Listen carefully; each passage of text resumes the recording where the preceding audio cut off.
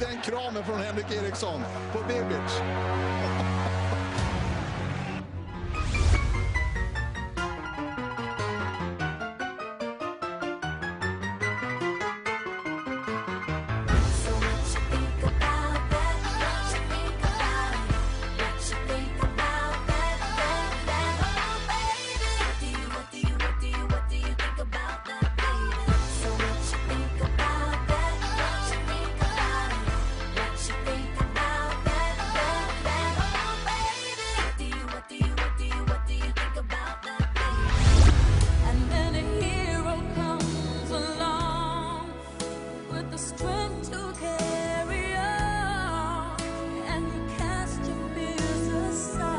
Bare på svensk. Jeg forstår ikke alt det, altså.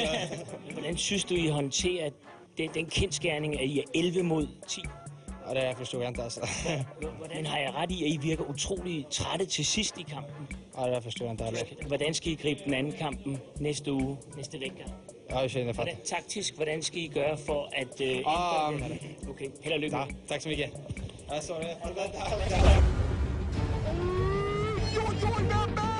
Webber rätt in i baken och det där är en exakt likadan smäll som Josef Krav gjorde tidigare. Och vilken kropp! Titta! Han har glömt att ta av skridskoskyddet! Det kommer han få höra i många år till. Alltså, titta här, titta!